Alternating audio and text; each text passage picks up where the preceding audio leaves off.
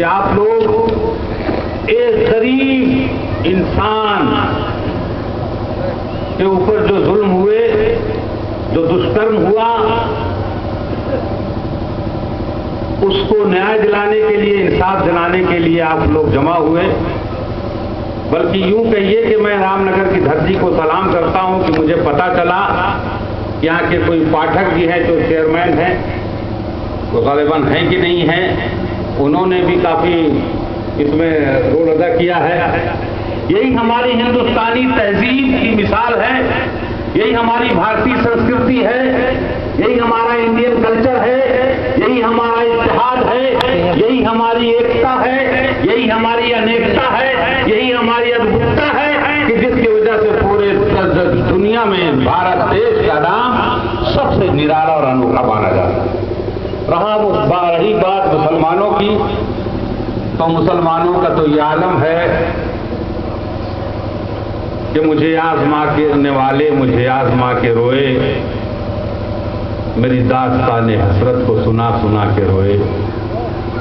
जो सुनाई अंजुमन में शब गम की आप बीती, कई रो के मुस्कुराए, कई मुस्कुरा के रोए। और तेरी कजदाइयों पर, तेरी बेवफाइयों पर कभी सर झुका के रोए, कभी मुंह छिपा के रोए। मेरी लाश से गुजर कर मेरी बात तक न पूछी, मैं ये कैसे मान जाऊं कि वो दूर जाके रोए। ये लोग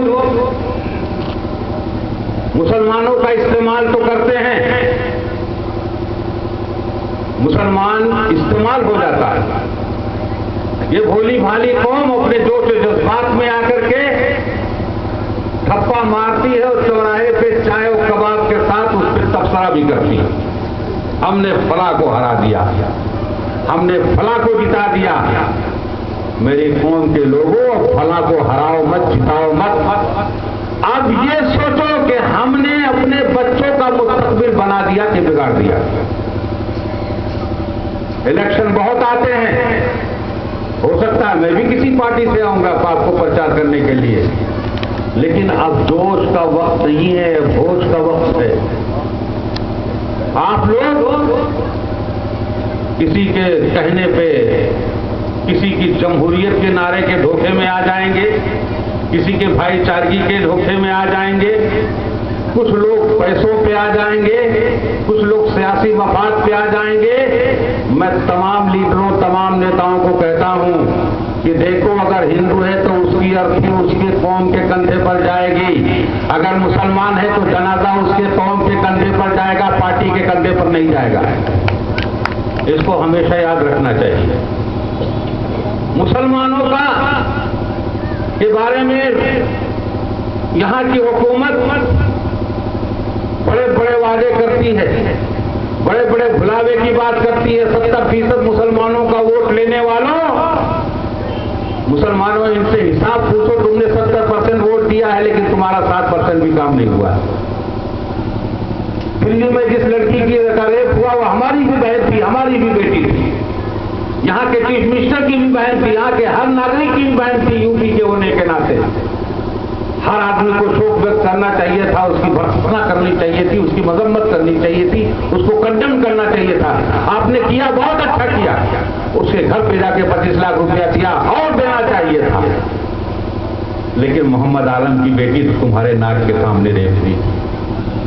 यहां तो तुम्हारी सत्ता है,